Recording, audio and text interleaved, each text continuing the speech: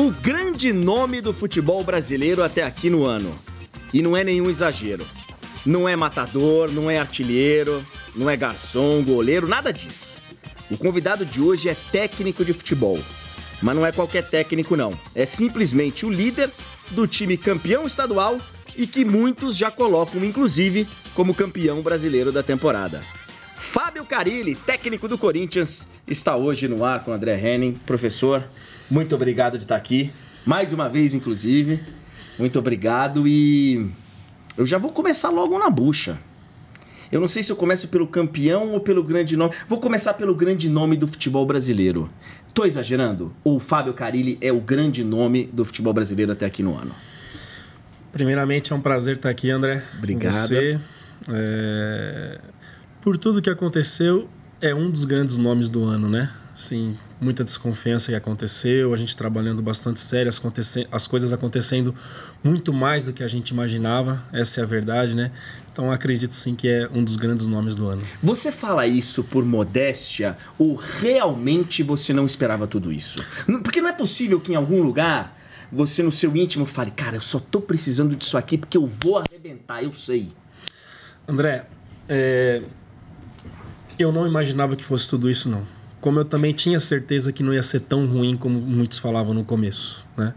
Então, como primeiro ano, a desconfiança, eu imaginava fazer um bom campeonato paulista, terminar entre os 4, depois, no início do campeonato brasileiro, conversando com os atletas, precisamos chegar nas 8, 10 rodadas ali entre os primeiros, para depois a gente medir forças. Chegar brigando. Esse era o nosso pensamento, né? Então, não imaginava que ia ser assim, esse primeiro turno maravilhoso, um primeiro turno que nenhuma equipe fez ainda aqui no futebol brasileiro, mas também tinha certeza que não ia ser ruim pela qualidade dos jogadores e pela linha de trabalho que eu ia seguir.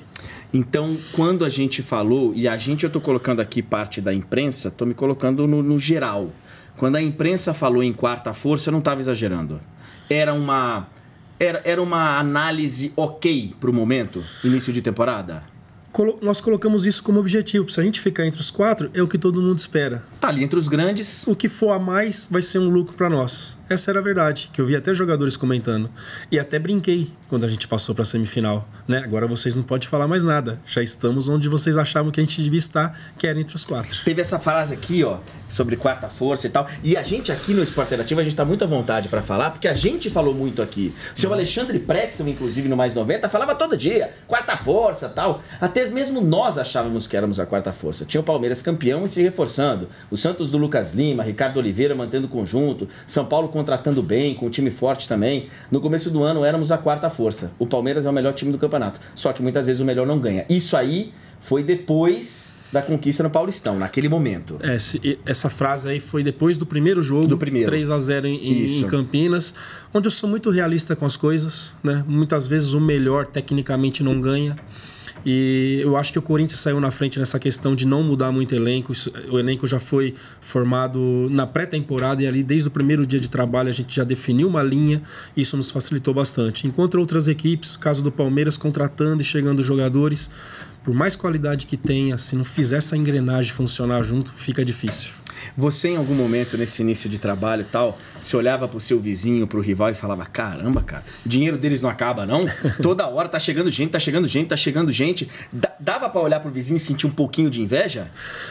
Pô, eu não sou assim, né? Eu procuro me fechar. Nunca levei essa questão da quarta força pro grupo. Não foi algo usado? Não foi usado porque eu não sabia como o grupo ia receber. Talvez você trazendo isso fica pior. Como era um grupo que eu não conhecia Jô, não conhecia vários jogadores, Felipe Bastos, Camacho, com pouco tempo de clube. Se eu trouxer isso, vai ser bom ou vai ser ruim? Na dúvida, não falei e nunca falei e nunca vou falar sobre isso. Mas você participou disso ativamente? A gente vive falando aqui que para contratar um cara, você precisa entender se ele vai encaixar no esquema ou não, se ele vai encaixar no grupo ou não, se é um cara de grupo ou não. Você conseguiu falar com esses caras antes? Muito pouco. Porque eu fui anunciado dia 22 de dezembro. De dezembro, virado ali quase Natal. As coisas já estavam andando muito. Só pedi para a diretoria que acelerasse a questão do Gabriel, que ainda não estava fechado, do Jadson. Porque você o queria? Que sim, você queria ele no time? Sim, era um jogador que a gente precisava para aquelas características, né?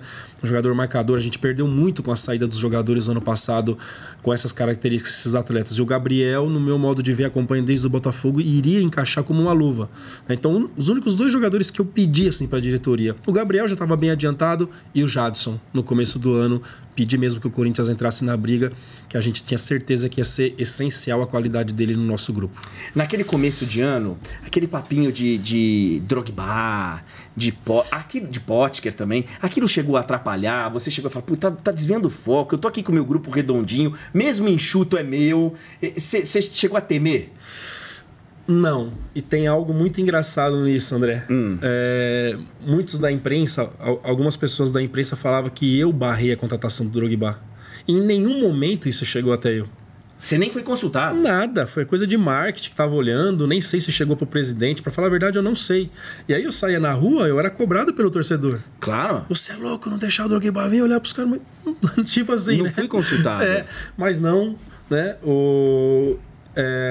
Eu tinha certeza que o Jô poderia dar uma resposta boa. Tinha certeza que ele poderia dar uma resposta boa. Por quê? Ele começou a trabalhar com a gente ano passado, né? A minha única preocupação em relação ao Drogba é que todo mundo estava lembrando dele com 32, 33 anos. Iam esperar o Drogba do Chelsea, esperar o outro cara. O cara com 39 anos já, que sempre dependeu da força, né? Não sei como esse jogador ia chegar. Eu tinha essa preocupação em relação ao jogador, mas em relação ao grupo, não. O Jô, sentado aqui nessa mesma cadeira, falou que a chegada dele, com 3 meses para terminar o ano, foi muito importante, que ele foi sentindo o grupo. E ele também falou que esse grupo é o melhor que ele já trabalhou, disparado. Qual é o segredo? Você sentiu isso logo de cara, que dava para fazer, ou foi algo que foi naturalmente se formando? Naturalmente. Já falei isso várias vezes, me sinto abençoado com o grupo que eu tenho na mão, né? Os caras muito profissionais, quem não joga não tem cara feia. Caso de Felipe Bastos, que veio contratado para jogar e até iniciou e não iniciou bem, hoje é um dos caras que mais me ajuda em vestiário, né? Tô aprendendo, tô no processo de aprendizado ainda, meu primeiro ano, e sou abençoado com o grupo que eu tenho na mão. Determina, os caras vão para dentro de campo e procura fazer aquilo que foi determinado. Isso é de uma gratidão assim muito grande. E você tá falando aí que você tá aprendendo ainda. Em alguns momentos você chega durante a temporada e fala, puta, eu devia ter feito isso aqui diferente, na próxima vez vou fazer diferente. Você se vê em alguns momentos aprendendo? Sim, direto. É uma busca constante para melhorar meu dia a dia. Algo que eu faço todo jogo, André. Eu chego no vestiário, a maioria dos jogos, vamos dizer assim, no intervalo eu pergunto, alguém tem alguma coisa para falar? Esperando ouvir, de repente, algo que você não tenha visto, que você não tenha percebido, querendo... Porque o jogador, muitas vezes, te passa sinais. Então, você ali, né, você não tem calor, você está no nível do campo, você não consegue ter uma visão geral. Várias vezes, 70% dos jogos eu pergunto, alguém tem alguma coisa para falar? Aí tem hora que eles não, tem horas que sim, a gente pode melhorar isso, pode fechar mais uma situação. Vem deles, e com isso eu vou crescendo. Claro que a decisão final ela é minha, claro, mas eu escuto todos para que abra minha cabeça para eu tomar a melhor decisão. Quem são esses caras que geralmente falam com você? Jô, Fagner, Rodriguinho, dos titulares, dos considerados titulares hoje. Jô, Fagner, Rodriguinho e Cássio, são os que, e Balbuena, são os que mais falam. São os caras que... Você tem uma bela espinha dorsal, hein? Sim. De gente para te orientar. Tem muita coisa que tá passando aqui que eu vou aproveitar. Primeiro eu vou voltar aqui. Muitos já colocam o Corinthians como campeão brasileiro da temporada. Nós estamos numa pausa agora de campeonato em que as coisas, parece que mesmo sem o Corinthians jogar, continuam dando certo. A gente só não sabe aqui, porque a gente está gravando, a gente não sabe o resultado do Santos. Mas a gente viu o Grêmio perder, a gente viu o Flamengo perder, a gente viu o Palmeiras perder ponto.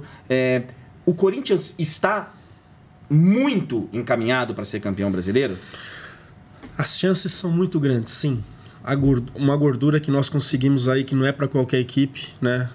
8 pontos sem jogar, mas sabemos que tem muita coisa. Tem 57 pontos para nós em disputa, 54 para os adversários, então a gente tem que estar atento para manter essa distância, né? Mas a gente vai conseguir mesmo definir aí, faltando 10 rodadas, 8 rodadas, a gente vai saber que número de pontos nós temos que atingir para ser campeão. A vantagem é boa. mas tem muita coisa para acontecer ainda. O Carille, eu aqui no Mais 90, à tarde, eu sou voz única, praticamente, de falar que o Corinthians ainda não é campeão. E foi assim durante as últimas semanas. Porque eu sempre falava o seguinte, gente, futebol, o Corinthians em algumas partidas não foi melhor que o adversário, deu sorte. Não perdeu o jogo, ficou 7 minutos só atrás do marcador. Tem que ver o Corinthians na hora que perder, aí perde uma segunda, aí começa um outro grande a crescer.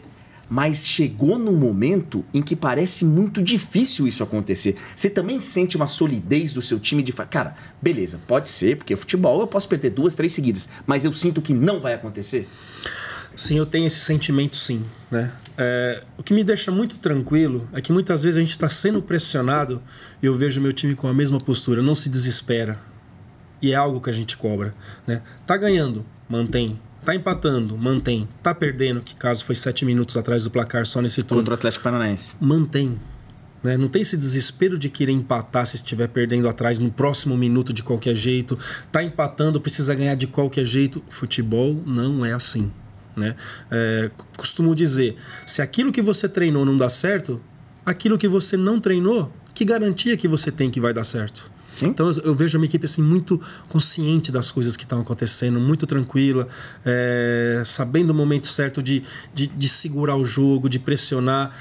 Outra coisa assim, que já entrando num outro assunto, falam que o Corinthians só joga através do erro do adversário. Os números mostram que 70% dos gols foi com bola trabalhada de pé em pé, com triangulações que a gente trabalha tanto, né? Mas é uma preocupação que eu não tenho não, pela experiência de alguns atletas que estão me ajudando no dia a dia, principalmente com os jovens.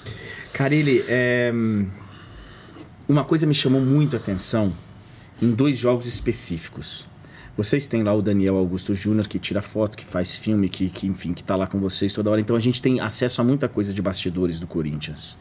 E no site do Corinthians, antes do jogo contra o Grêmio, na arena do Grêmio, e contra o Palmeiras, os 2 fora, a roda de conversa de vocês foi muito tranquila. Você chegou uma hora... Fagner começou a falar, o Jô falou um pouquinho. Não tem aquele negócio que a gente se acostumou a ver muito no futebol. Vamos lá, ó, na porrada, chegar, não vamos... Os caras têm que... Não tem aquilo. Isso sempre foi assim, você sempre foi assim, é uma característica sua que passou pro grupo, é do grupo que passou para você. Da onde que vem essa tranquilidade? É minha que passou pro grupo. Com certeza. Porque no futebol tem aquelas coisas assim, né? Que antigamente eu como atleta ouvia muito. Pega. Ué, mas pega quem? Sim. Né? Então tem que mostrar a direção. Então muitas vezes assim vamos lá, temos que dar o sangue. Tá, mas dá o sangue como? Não é dar o sangue de qualquer jeito. Sair correndo para qualquer lado. Exato. É em cima de uma organização, é em cima de uma entrega, saber o que fazer com e sem bola, né? Isso é determinante. E o Fagner, esses caras assim que eu coloco mesmo, eu instigo eles a falar, né? Porque o grupo escuta melhor muitas vezes um jogador também, né? Então o Jô fala, tem dia que eu peço pro Cássio, o Balbuena também sempre, cada vez mais falando e falando coisas bem positivas, bem legais, falando muito de família, jogar pela nossa família também, né? Com organização, sim, com determinação. Sim, é isso que me dá assim, tranquilidade. Cada dia eu me sinto mais tranquilo com relação ao grupo, porque cada dia você vai aprendendo mais e o grupo está se unindo cada vez mais. Em contrapartida, se perde, vai falar também? É um time que não tem garra. Olha lá os caras na boca. Você tem também noção de que o resultado é um detalhezinho desse tamanho no seu sucesso? Resultado, eu costumo dizer que o gol muda a história de uma partida. Você está programado sempre para ganhar, ou a equipe também para ganhar, de repente toma o gol, você tem que mudar toda a estratégia no meio de uma partida, coisa que muitas vezes você não planejou. Sim, né? A tranquilidade nossa, o ano está sendo maravilhoso, há uma ideia de jogo bem definida, onde todos sabem muito bem o que fazer e os resultados positivos ajudam também. Por falar em resultado, temos uma sequência aí de vencibilidade, eu tenho que olhar aqui para poder me atualizar. Você sabe? 34. Quantas vitórias? 19? 21. Esse, 13 empates. Desde 19 de março que não perde um jogo. E a sequência histórica do Corinthians é de 37.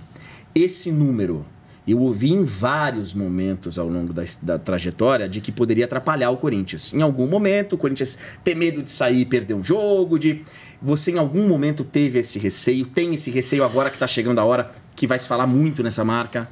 Não, André, nenhum. A gente lá trabalha de jogo a jogo, né? Jogo a jogo. Não penso no Chapecoense se eu tenho ainda o Vitória em casa. E prova disso... E aconteceu depois, putz, falei, olha, porque veio uma pergunta dessa, né? No jogo contra o Avaí lá, acho que estava com 30, 31, já um número alto, eu tirei um volante e coloquei o Casim para tentar ganhar o jogo. Sem pensar? Sem pensar, eu queria ganhar aquele jogo. Como eu quero ganhar agora do Vitória, trabalhar para ganhar. Então eu trabalho muito de jogo a jogo. Questão de invencibilidade é outra coisa que eu também não trago pro grupo. Nada? Nada, porque eu acho que é mais responsabilidade ainda do que já tem.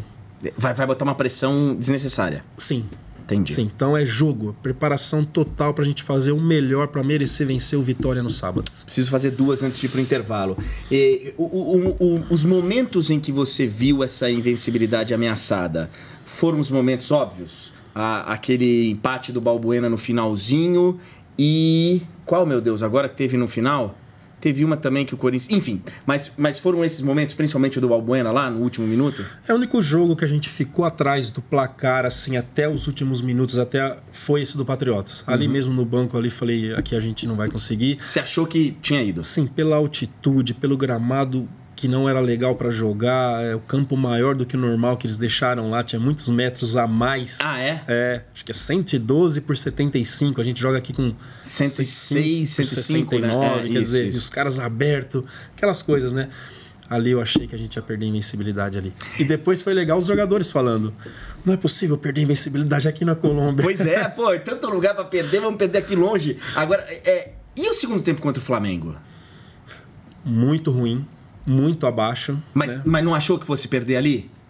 Falando, caramba, cara, estamos tomando uma pressão aqui que não é possível. A gente tava com empate ali, né? Assim, não tava perdendo. Pega aquela bola na trave, todas as coisas, mas assim, que mais assim ficou marcado, que no banco mesmo, assim, aquela sensação que vem muitas vezes, putz, a gente vai perder aqui hoje, né? A do Flamengo, a gente fez um segundo tempo muito ruim, mas teve uma bola do Jô, que o Diego pega no segundo tempo também. Né? A gente conseguiu, mas ficando atrás do placar, que deu mais medo mesmo, foi essa questão do jogo do Patriotas. Você falou aqui em algum momento... foi na frase. Que nem sempre o melhor time ganha. No Campeonato Brasileiro hoje, o melhor time tem vencido? O Corinthians é o melhor time do Campeonato Brasileiro? É o que está jogando melhor. É a equipe assim que sabe jogar com e sem bola.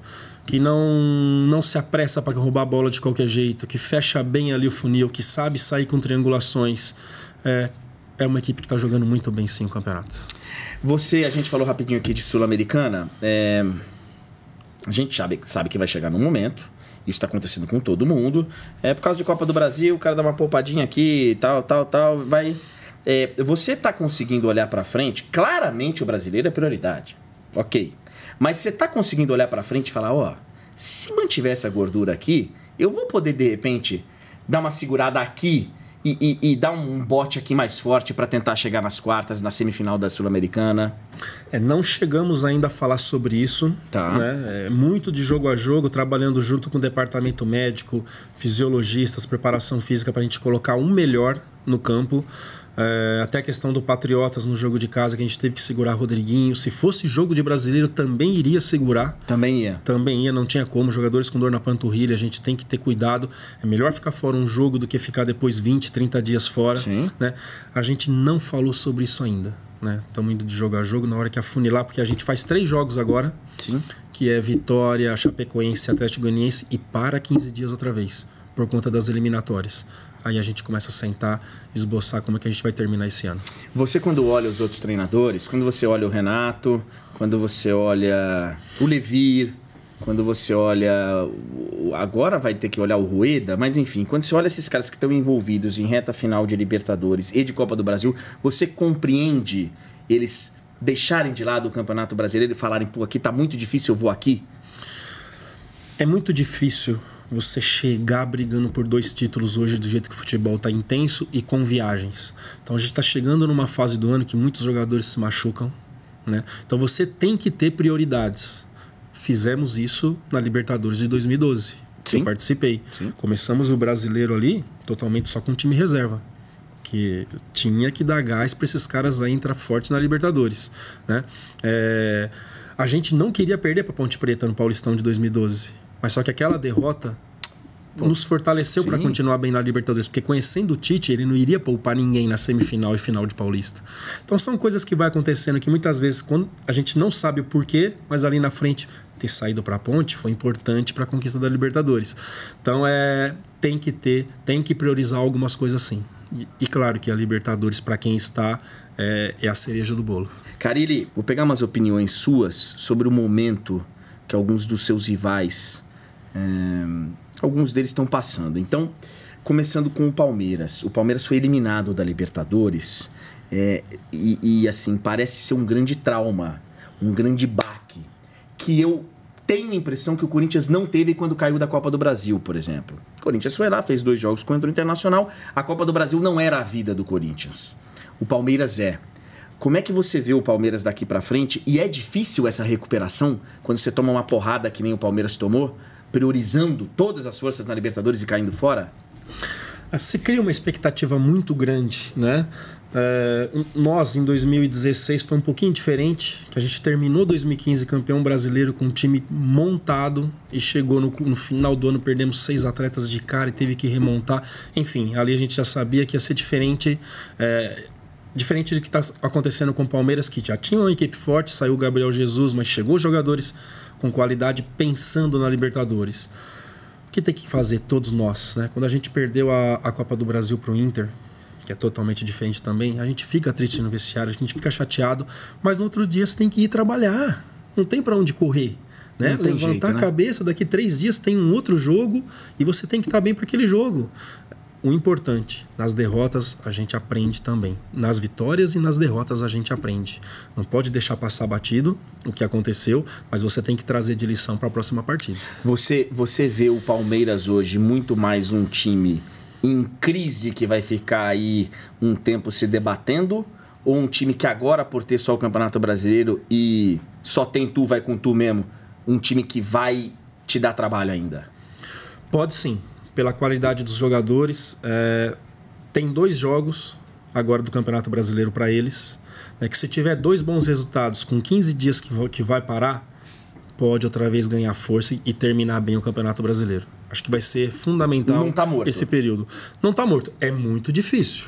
Tirar quantos pontos hoje? 14. A gente com um jogo a menos. É muito difícil, mas não é impossível. São Paulo, você vê um time realmente ameaçado de cair para a segunda divisão? Ou pelo que você está vendo do campeonato, é o que a gente diz assim, né, no popular, tem muito time pior, o São Paulo vai escapar? São Paulo vai se ajeitar. Essa parada para eles também vai ser importante para o Dorival chegar e fazer realmente aquilo que ele quer com a equipe, que ainda não teve tempo, chega e joga em cima de jogo, né? Eu acredito que nas últimas rodadas aí já vai estar bem fora dessa situação. Você acha que o São Paulo escapa? Acho que sim. Quando você olha o Rogério Ceni, porque vocês estiveram juntos lá na Florida Cup, né? Um jogo que até o Esporte Interativo mostrou, eu narrei esse jogo aqui, um começo de trabalho, os dois, né, olhando pra frente e querendo coisas, querendo aproveitar a oportunidade. Quando você olha o que acontece com o Rogério Ceni, o que você pensa? Fala, puta, o Rogério tinha que ter esperado um pouquinho, eu sei que é difícil julgar. Tô pegando a sua opinião como um cara da bola, do futebol. O que você pensa dessa passagem dele? Ele tinha muitos anos de São Paulo, né? Mais de 20 anos, e eu com 8 anos de Corinthians. Os 2 técnicos procurou manter as características dos seus clubes. Corinthians sempre com entrega, sempre defensivo, sempre priorizando muito a parte defensiva, principalmente de 2008 para cá com o Mano. E o São Paulo sempre aquele futebol para frente, com garotos, com velocidade, tentando envolver. A parte defensiva, para você ajustar, ela é muito mais fácil. Porque você noção de cobertura, são trabalhos, compactação o tempo todo. A parte ofensiva, ela requer tempo. né? Ela requer tempo. É mais fácil fechar a casinha do que Sim, é muito mais fácil você destruir do que você construir, né? Tanto que eu sabia que eu precisava de resultado no começo. Joguei por poucas bolas, joguei como um time pequeno, porque isso ia dar uma confiança e tranquilidade para mim e para o grupo de jogadores. Você sabia que naturalmente o futebol viria? Viria. Tanto que os nossos últimos jogos do Campeonato Paulista já foi diferente. Sim. Com envolvimento, com toque, chegando na área do adversário. Requer tempo. Muito se fala do Barcelona, do Guardiola. Mas olha quanto tempo aqueles talentos ficaram juntos para formar uma equipe. 5, 6, 7 anos. E aqui a gente não consegue. Então o Rogério tentou, sim, manter a característica do São Paulo, porém as coisas não aconteceram como ele imaginava. Eu torci muito para que desse certo, mas, enfim, pelo menos nessa primeira passagem não deu do jeito que ele imaginava. Uma pessoa do bem, que eu nunca tive contato nenhum com ele, e as 4 ou 5 vezes que nos encontramos aí, pessoa que me recebeu muito bem, né? Até mandando um abraço aqui pro Rogério. Pô, legal, bacana. Fábio, você jogou bem bola? Porque assim... Eu vou ser sincero, eu não lembro bem de você jogando futebol. Você foi bom jogador? Fui bom, não fui ótimo. Mas foi um cara... Sim. Antônio Lopes, foi meu treinador no Paraná Clube, e ele fala muito disso. O primeiro lateral que eu peguei fazendo uma linha de 4, paradinho, já com essa noção de lateral, posicionamento. Tipo zagueiro. Base, isso. Então sempre fui muito disciplinado e com uma ótima leitura dentro do campo. Sempre. Você conseguia entender o jogo? Sempre ajudando os técnicos em cima daquilo que ele queria, sendo um técnico dentro de campo. Tanto que a maioria das equipes eu fui capitão. Disputei 5 campeonatos brasileiros. A questão do Fábio Carilli apareceu só como um técnico. Comecei com o Fábio. Quando eu fui pro Corinthians em 95, tinha o Fabinho atacante e o Fabinho Fontes. Ali passou a ser Fábio Luiz. Fábio Luiz, isso. E depois no Juventus, em 2000, tinha Fábio Lima e Fábio Paulista. Ali passei a ser Fábio Araújo, que é meu outro nome. Que beleza, né? Mas sim, fui um bom jogador, disciplinado, com um bom entendimento sempre do que o técnico queria. Eu tenho uma grande figura, um amigo querido, que quando eu falei que você viria no programa, ele falou, peraí, deixa eu mandar um recado para ele. Fala aí, André. Parabéns pelo programa. Excepcional. Tô gostando a cada dia das suas entrevistas, hein? Valeu, amigo.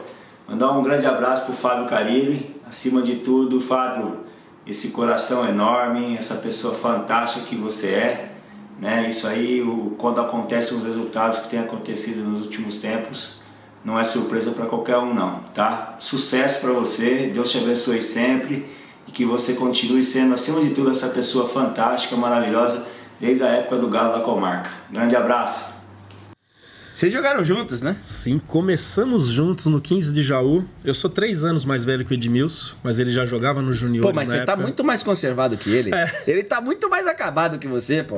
Não, mas sou eu, ele é Europa, não pegou muito calor, sol no corpo. Barcelona, Mas Edmilson é uma pessoa fantástica, moramos juntos lá no Galo da Comarca, 15 de Jaú, iniciamos ali a nossa carreira. E ele tem a vida dele lá em Taquaritinga e os projetos dele, e você também tem a sua escolinha em Sertãozinho. Sim. Tem 2 anos, em abril fez 2 anos que eu abri lá uma escolinha, né, que hoje eu estou com 200 alunos que pagam, mas eu tenho um espaço para um projeto social que eu estou brigando ainda para conseguir isso. Cara, e assim é legal porque as pessoas podem parar e analisar e falar assim, o Fábio Carilli agora, que ele tá aí, né, é o grande nome do momento e tal, então ele meteu uma escolinha lá para ganhar uma grana. Não é isso, né? Desde quando você não era o Fábio Carilli técnico do Corinthians, você já pensava em fazer esse trabalho. Você gosta disso? Sim, tem 2 anos e 3, 4 meses que eu abri, uma oportunidade que apareceu dentro de um clube, né, o presidente lá do clube fez o convite e pensei um pouquinho e aceitei na hora. Não levo muita vantagem nessa questão financeira lá, não.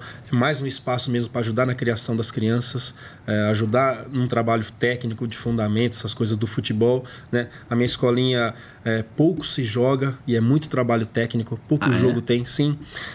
Eu acho necessário soltar lá o menino para jogar 1 hora, eu acho que não é legal. Não é legal. Acho que o trabalho de fundamento, pé direito, pé esquerdo, um cabeceio, um gesto de cabeceio, eu cobro muito que os meus professores lá ensinem os meninos a fazerem isso. A partir de quantos anos? Lá tem de 4 a 16. Começamos com 6, mas saíram com 5, com 4. Hoje tem de 4 a 16 anos. Então, a partir dos 8 anos, da idade de 8 anos, os meninos começam a ter um trabalho técnico. De 8 já passa a ser... Começa a ter trabalho de fundamento, sim. Legal, bacana.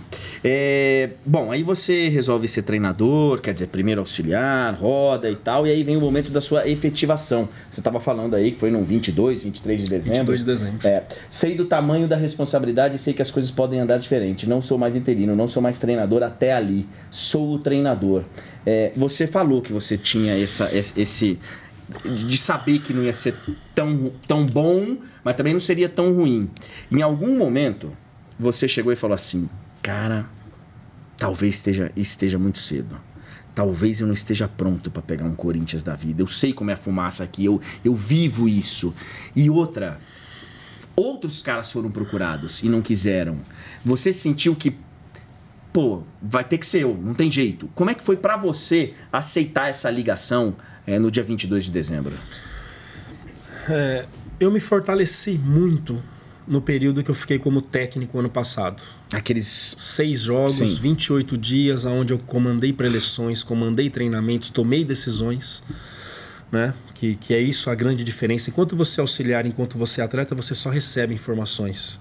A partir que você vira técnico, você tem que passar informações. E como passar isso? Então aquele período ali me fortaleceu bastante para aquilo que eu queria. Essa questão de busca de outros técnicos, eu levei isso com muita naturalidade.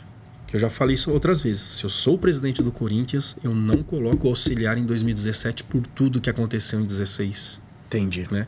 Ele foi atrás, não conseguiu, foi atrás. Ele iria trazer alguém, na minha opinião. Mas foi passando os dias... Né? Dia 20 nada, dia 21 toca o telefone em casa. Você sentiu que estava chegando? Sim. Quando tocou o telefone dia 21 em casa, Fábio, tem como você estar em São Paulo aqui amanhã? Eu estava com meu pai. Falei, pai, eu vou ser o técnico do Corinthians ano que vem. Falei para ele. Meu pai olhou assim para mim, será? Nunca ligaram nas férias para ir para São Paulo e não oficializou ninguém ainda. Ou vão te mandar embora ou vão te dar o cargo. A questão de mandar embora ali tava muito assim... Não era. Sim, não era. Mas o cara não te chama para ir lá. Sim, nunca fez isso em 7 anos de clube, 8 anos de clube. Cheguei em janeiro de 2009, nunca saí das minhas férias para vir até São Paulo resolver alguma coisa, sempre por telefone. Falei isso pro meu pai. Aí estava Alessandro e Flávio Adalto. O presidente não estava essa hora. Tava conversando um pouquinho. Fábio, você quer ser o treinador do Corinthians? Quero. Aí os dois olharam assim pra mim. Nem titubeou? Não. Falei, que momento é esse? Vou abraçar. Eu não sei se esse cavalo vai passar outra vez. Claro. Abracei assim com muita convicção e já falei assim, posso trazer 2 profissionais? Que eu precisava de alguém mais experiente. E um deles foi o Valmir Cruz. Preparador físico. Preparador físico para trabalhar do meu lado, 5 anos de Palmeiras, 5 anos de Japão. Quer dizer, estava na Turquia recentemente com o Roberto Carlos. Tal. Experiência, conhecia já do Corinthians, de 2009, 2010, trabalhamos no... Recuperou o Ronaldo, né? Entre outras coisas, né? Sim. Cara muito tranquilo, muito parecido com o meu jeito de ser. Sim, verdade. Né? Sem gritar, não precisa gritar para conquistar as coisas, não precisa falar baixo, um tom de voz, olhando no olho, sendo verdadeiro. Então, na hora, a diretoria do Corinthians, por conhecer também, aceitou na hora. E aí começamos a nossa caminhada. Você trouxe o Valmir e quem mais? Leandro Silva. Tá. Que conheço ele desde 96, quando jogamos no Curitiba. E em 2000, jogando aqui no Juventus, alguns garotos do Juventus pediam para que a gente cuidasse da carreira deles. E eu não ganhei dinheiro como atleta para ser empresário. Entendi. Né? Mas falei, quero continuar no meio. E eu e o Leandro, jogando no Juventus em 2000, ali começou. Vamos formar uma comissão? 17 anos depois, nos encontramos no Corinthians. 17 anos. Nos encontramos no Corinthians, né? Esse detalhe, ele faz toda a diferença, né? Sim, no Corinthians. A gente eu imaginava ter que fazer um trabalho em equipes menores. Acreditava que poderia chegar numa equipe grande.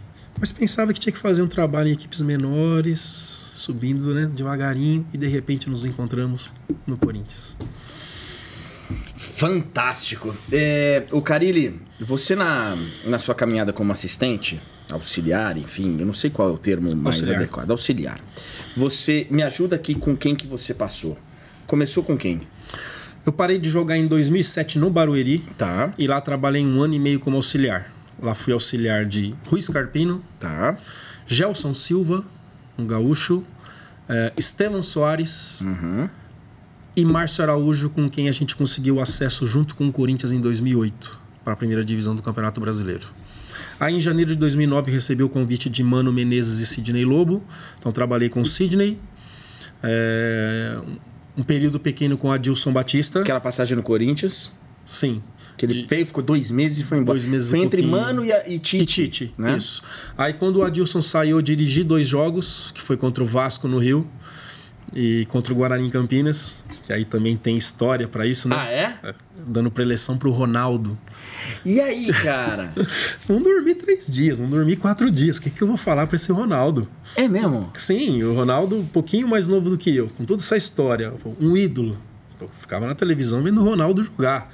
Milan, Barcelona, Real Madrid, de repente tô ali tendo que falar pro cara. Roberto Carlos. Mas você lembra o que você falou pra ele, não? Foi muito simples a preleção. Vai lá, faz o seu, gordo. Vasco, Guarani é assim, a gente tem que explorar isso, deixar de fazer isso, cuidado com isso, tal, e vamos pro jogo. Vou falar o quê pra ele, né? Então foi uma experiência bem legal. Então foi nesse período da saída do Adilson pra chegada do Tite. Então peguei Mano, Adilson, Tite. Depois o Mano voltou, Tite voltou. Cristóvão Borges e Oswaldo de Oliveira foram com quem eu trabalhei. O que você tira, assim, de cada um? E você sabe que nós vamos chegar no Tite, que vai ser um pouquinho mais demorado. Mas, por exemplo, Mano Menezes. O que você tira dele, assim, que fala, pô, isso aqui do Mano eu aprendi com ele e não quero esquecer? Rápido, que vem logo na cabeça. Disciplinador e linha de 4 muito definida. Atrás. Muita organização, os jogadores sabendo bem o que fazer, não desmanchando nunca, né? Sabendo fazer, sabendo jogar com e sem bola, muito cuidadoso para não subir os 2 laterais, detalhes que eu guardo do Mano. Vou pegar esses caras aqui que ficaram pouco tempo, mas imagino que você tenha aprendido alguma coisa. Adilson Batista. Melhor técnico de campo que eu vi. O que significa ser técnico de campo? Treinamentos direcionados para a partida, com um objetivo muito claro, com dinâmica. Trago muita coisa do Adilson até hoje nos meus trabalhos. De campo, como atleta e como auxiliar, o melhor técnico que eu vi. Puta, e por que não deu certo? Acho que se perdeu um pouquinho. Chamam ele de professor Pardal, inclusive, alguns. Sim. Que entra nessa questão do que eu falei aqui, muitas vezes, de levar para campo algo que você não treinou, e aí perde um pouquinho a confiança dos atletas, tal. Falo bastante com ele, é meu amigo, fizemos o curso da CBF agora, ele até me perguntou e eu falei algumas coisas, ele me deu liberdade para falar e eu falei, né? Mas que eu acredito que ele possa ainda fazer muito sucesso no nosso futebol, porque é um profissional muito capacitado. Cristóvão. O Cristóvão, ele procurou manter a ideia do Tite e a gente chegou à liderança do Campeonato Brasileiro com ele, né? Eu acho que ele foi muito inteligente assim de não chegar e fazer, mas aí o Corinthians se perdeu. Depois eu volto a falar do Cristóvão, se perdeu quando a gente perdeu jogadores importantíssimos no período dele, que foi Elias, que foi Bruno Henrique e que foi Felipe. Perdeu a espinha, perdemos força ali e o time caiu. Então qualquer técnico que tivesse ali, na minha opinião, ia ter problema nesse período. Mas é um cara tranquilo, um cara verdadeiro, que olha no olho de todos, né? Que sabe passar a mensagem que quer. Vou aproveitar que você falou do Felipe. Tem um cara aqui mandando um recado para você. Então, sobre o Fábio Carilli, é uma pessoa fantástica que me ajudou assim na minha carreira essencialmente, porque cheguei em 2012 pelo Corinthians e trabalhei durante 4 anos e meio com ele, desde que eu cheguei no Corinthians em 2012, que eu saí do Bragantino. Eu cheguei um pouco sem base, não fiz base, então eu cheguei com muitas dificuldades, mas ele próprio sempre me falou que eu tinha muitas qualidades e precisava ser trabalhada aí. E hoje, graças a Deus, eu vejo ele nesse sucesso. Claro que é só um início, né? Um início de uma nova fase que é como técnico. Eu sempre quero o bem dele porque é uma pessoa que me ajudou. Eu só tenho a agradecer, mandar um abraço à família dele também, que eu conheci. Tô aqui em Portugal sempre torcendo por você e Deus abençoe, Fábio. Fica com Deus, tamo junto. Esse reconhecimento deve ser bem legal, né? Pô, olha, isso é uma prova viva de que trabalho com o tempo dá resultado. O Felipe chegou com a gente em 2012. Foi o atleta mais rápido do elenco para zagueiro.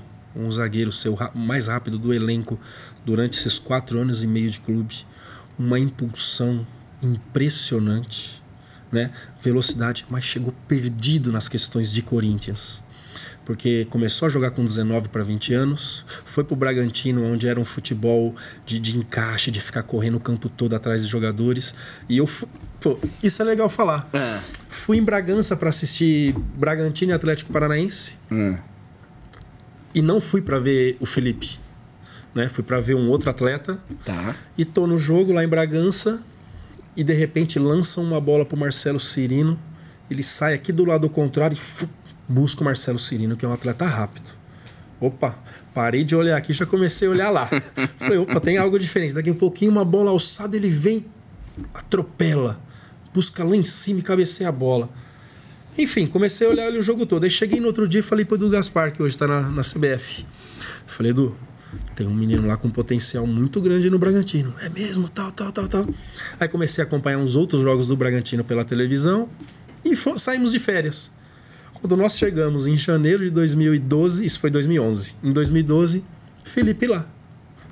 Falei, ué, que legal. Foi um acordo legal pro Corinthians para chegar. Só que eu falei pro Edu, precisa trabalhar. Então chegou ali. Primeiro, eu tenho que parabenizar ele porque foi um cara que sempre buscou. Né? Que hoje a gente já pegou vários jogadores também que não tem interesse em aprender, acaba treino, vai embora. O Felipe todos os dias... esforçado. Terminava o treino, ficava mais 20, 30 minutos fazendo passe com o pé esquerdo dele não saía, um passe de 5 metros.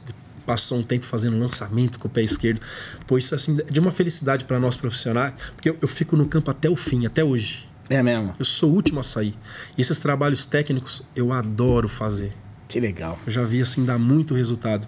E o Felipe é prova viva que com trabalho e dedicação pode chegar longe. Faltou aqui só pra gente encerrar, Oswaldo de Oliveira. Um cara muito tranquilo, né? Que se expressa e sabe falar muito bem, né? Caiu naquele período pós-Cristóvão, dessa questão a nossa equipe ela não estava bem ajustada em todos os setores. Tinha algumas peças, principalmente ali como volante, que estava fazendo falta. Isso, por mais que o treinador queira, é característica do atleta. 70 e poucos % dos gols tomados no segundo semestre do ano passado, André, foi porque faltou pressão no homem da bola. É mesmo? São detalhes que a gente tem que buscar para depois compor. Então a vinda de um Gabriel, a vinda de um Paulo Roberto, foi tudo em busca que a gente melhorasse nesse setor nosso. Sensacional. Bom, vamos chegar no professor então, porque tem uma frase dele aqui que é uma preocupação dele que a gente está sentindo também. O Tite falando sobre você, é um ser humano de caráter e princípios éticos, com ricas experiências como ex-atleta associadas à ambição e humildade na busca de conhecimento e evolução. Merece. Esse é Fábio Carilli. E sei que, porque a gente tentou não, mas a gente deu uma sondada para ele mandar um depoimento para você. E chegou num ponto que a gente não insistiu, não avançamos, porque a gente sabe que ele tem uma preocupação de fazer com que você se sinta dono da sua carreira. Ele quer te ajudar, na verdade, se separando de você, para não ficar sempre a gente aqui falando, pô, e o Tite? Você sente essa preocupação nele também? E é uma preocupação sua? Minha não. Não. Mas eu sei que é dele. Por conhecer. Foram 5 anos e meio trabalhando. Sei muito bem como porque o Tite ele sente que a sua estrela já tem luz própria. Sim. Nós conversamos bastante, mas não falamos de futebol. Ah, é? Sim, não falamos de futebol. Eu sempre deixei muito claro que a minha linha de trabalho no dia a dia, quem acompanha o Corinthians, é muito parecido. Tá. As ideias de trabalho, de treinamento. Gestão de grupo. Gestão de grupo. Assim. Isso foi o que eu mais aprendi com ele. Tá. O que eu mais aprendi com ele. Já respondeu a minha outra pergunta. Sim. Que é o grande aprendizado do Tite é isso. É a gestão do dia a dia. É isso. Quando você ganha ali o interno, vestiário, essas coisas, você está muito mais perto do sucesso. Né? Então esse negócio de olhar no olho de todo mundo, ser muito claro com todo mundo, preparar todos os atletas do mesmo jeito, né? Para quando entrar o cara tá preparado para fazer aquilo, né? Foi o que eu mais aprendi com ele. Agora, por curiosidade, me diz um momento, assim, não precisa ser um momento, em que você para e fala assim, aqui o Tite teria feito diferente, mas eu vou fazer do meu jeito e o meu jeito é assim. Um momento que você para assim, fala, puxa, que você de repente sentiu, hoje eu estou desvinculado do Tite. Porque, claro, você tem a sua referência, ele estava ali. Então, qual foi o dia que você parou e falou assim, hoje eu sei que eu tenho a minha caminhada porque o Tite teria feito diferente? Não que esteja certo ou errado, mas que... Sim, puxa, André, é difícil falar assim, rápido, pensando, entendeu? Ele também é um cara muito paciente como eu sou, ele é um cara que gosta de recuperar atletas como eu também gosto. Recuperou alguns. A partir do momento que eu acredito no atleta, eu acredito também se mostra favorável a querer mudar, a querer recuperar teu espaço. Eu sou assim... Rapaz, você não consegue pensar de cara no momento? Não tô conseguindo pensar, rapaz. Pô, então, a próxima vez que você vier aqui, eu vou de novo perguntar do Tite. A chance sua de se desvincular é agora. Não, assim, eu sei que a minha vida ia seguir sem ele, né? Eu sei. Ele foi pra seleção e surgiu, desde aquele momento ali, nunca falei...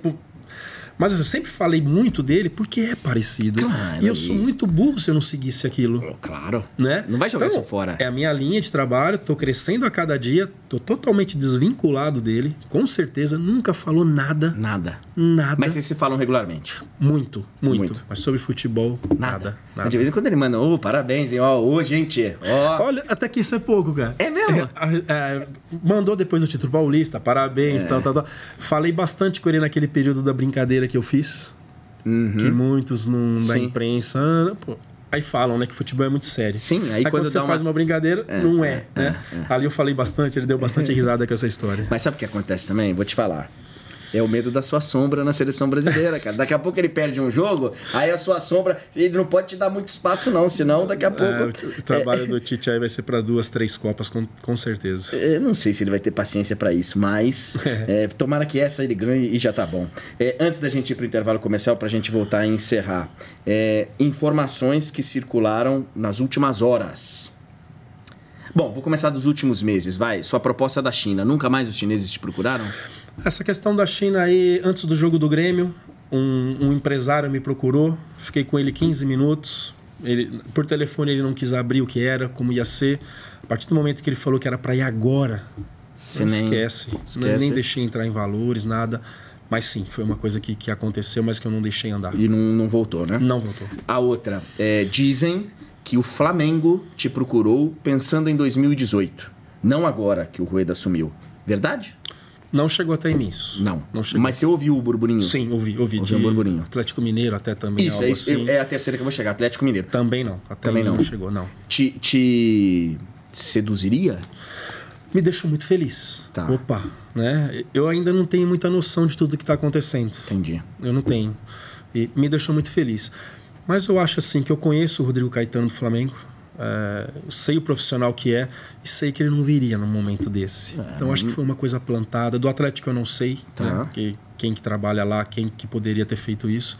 Mas do Flamengo eu tenho certeza que não ia chegar nesse ponto. Seu objetivo para 2018, por enquanto? É continuar no Corinthians. Quero ficar muitos anos no Corinthians. Você acha que Você acha que o mercado brasileiro tem capacidade, maturidade hoje para um trabalho de 4, 5 anos? Tem. O Corinthians é um clube que pensa muito nisso, né? Era muito fácil mandar embora o Tite em 2011 depois que perdeu para o Tolima. Sim. Era muito fácil. Você estava lá, você viu. Estava lá, acompanhei tudo. Isso foi um aprendizado, André. Tanto das coisas boas como ruins, estar convivendo ali, aprendi. Que se eu acho que eu tivesse chego em novembro, dezembro no Corinthians, eu acho que eu teria pedido demissão em fevereiro ou março pela pressão que é. Mas eu sabia os caminhos. Preciso de resultado. E os outros caminhos eu sei como seguir. Então, o Corinthians é um lugar que pensa assim. E eu quero ser um dos primeiros técnicos a ficar por um bom tempo num clube. Pô, que bom. Vou estar mais experiente a cada ano. Estou num processo de aprendizado ainda. Quem sabe? Hoje é o meu grande objetivo. Você bate bola ainda no dia a dia? No treinamento, assim, nada? Não, André. Eu operei o joelho ano passado e agora voltou a me incomodar. Nada? Não estou jogando mais. Bom, então você vai bater de primeira só aqui no verbo. Então, vamos lá. Como nós estamos terminando o programa, eu vou falar aqui uns 3, 4 nomes. Você só diz o que vier à sua cabeça de cada um deles. Roberto de Andrade, presidente do Corinthians. Uma pessoa que eu confio demais, foi meu diretor em 2010, 11 e 12, né? Ou 11, 12 e 13, agora não me recordo. A pessoa que me deu uma oportunidade, uma pessoa que foi muito clara comigo, muito se falou quando o Corinthians, que eu ia ficar como técnico até dezembro, depois veio o Oswaldo Oliveira. Eu participei de tudo, desde o momento que ele queria um treinador para 2017. Por que não trazer em 2016 para ver tudo e já pedir jogadores para 2017? Enfim, agradeço muito pela oportunidade que ele me deu. Boa. Vou falar de 3 jogadores seus aqui. Romero, um atleta que tem a cara do Corinthians, né? Taticamente, coloco ele como um dos melhores do Brasil, que cumpre função, que dá suporte para Jadson e Rodriguinho jogar mais perto do Ju, que sabe entender a importância dele, né? Muito importante para tudo aquilo que está acontecendo com o Corinthians. Tem gente que brinca que com 10 Romero você ganha um título, porque com 10 caras dedicados que nem ele, é mais ou menos isso? Sim, e tem um outro fundamento que ainda não está aparecendo, porque ele está jogando fora da área, finaliza muito. Tanto que é o maior artilheiro da arena. Né? Mas hoje ele está jogando fora, longe da área. Soube entender isso e está sendo muito importante para nós. Um cara que está voando jogando com você, e já tinha sido assim no final do ano passado, Rodriguinho. Rodriguinho foi contratado pelo América Mineiro, um número 10 que joga perto do 9, né? Com aquela ideia do Tite do 4-1-4-1, veio jogar um pouquinho mais atrás e jogou demais. Aí esse ano eu tive que mudar, que não se encaixou, o jogo muito isolado. Cara muito técnico, que trabalha muito bem com as duas pernas. Cara que sabe o que quer, né? Foi convocado por merecimento esses dias atrás e assumiu essa responsabilidade de ser o cara do time desde quando saiu Elias, no segundo semestre do ano passado, em 2017, trouxe isso para ele e está fazendo muito bem. Por falar em convocação, Cássio. Pô, Cássio, 12, 13, 14, 15 anos que ele foi muito bem, mas muito bem. 16 caiu e ele sabe disso. Deixou de treinar, deixou de se cuidar. Mas quando ele apresentou no dia 11 de janeiro magro, opa, Cássio está diferente. Né? Então, você começou a temporada na dúvida, sem vê-lo? Antes de vê-lo, você falou, putz, vou ter problema para definir meu goleiro? Não. Não? Já estava definido, ia ser o Walter. Ia ser o Walter? Ia ser o Walter. Terminou o ano bem, ia ser o Walter. Eles sabem disso, a conversa foi com os dois. Só que o Walter vem com uma fissura na costela, algo assim, e não tinha previsão de volta. Então ia ser muito ruim eu chegar no Cássio, vai jogando até o Walter voltar. Não posso fazer isso. Tanto que ele nem foi escrito o Walter na primeira parte do Campeonato Paulista, só na fase final. E o Cássio entrou, Cássio, hoje você é o titular, né? Até que me prove o contrário. Walter fora, começou a pegar, tá pegando demais e não deu mais espaço pro Walter. Para encerrar, Fábio Carilli. Fábio Carilli, uma pessoa muito tranquila, muito ciente de tudo que aconteceu e de tudo que pode acontecer. Pés no chão, muito simples com tudo, não tem vaidade, trabalhador demais, sei o que eu quero, muito paciente para esperar meu momento, né? Como auxiliar do Corinthians tive muitas propostas de equipes menores, muitas, e fiquei ali quieto, trabalhando, sempre sendo muito parceiro dos profissionais que passaram ali. Mas é isso, um cara muito tranquilo e ciente de tudo que acontece. E eu falo por experiência própria, um cara generoso e paciente. Obrigado, cara. Eu que agradeço, André. Pô, obrigado mesmo pela honra. Você, como tá vindo aqui toda semana, a gente espera a semana que vem, então, aqui para outro programa. Olha aqui, ó, deixando as brincadeiras de lado, em dezembro não, que o Corinthians ganha o campeonato, e aí você sai de férias. Mas para fevereiro, depois das férias, você volta aqui pra gente falar do início de 2018, você no Corinthians. Vai ser um prazer. Pode contar comigo. Muito obrigado. Olha aqui, ó. Você que tá no Facebook, no YouTube do Sport Interativo, acessa lá agora que eu vou ficar mais 2 minutos com o Carilli. 2 minutos. E vamos mostrar pra você lá a seleção do Carilli. Ele não vai falar de atletas que ele treinou porque vai ficar chato. Mas de repente, cara que você jogou, cara que você viu, você vai montar os seus 11 aqui rapidinho. Não tem tempo pra pensar, não. E obrigado você. A gente volta na próxima semana com mais uma edição do No Ar com o André Henning. Até a próxima.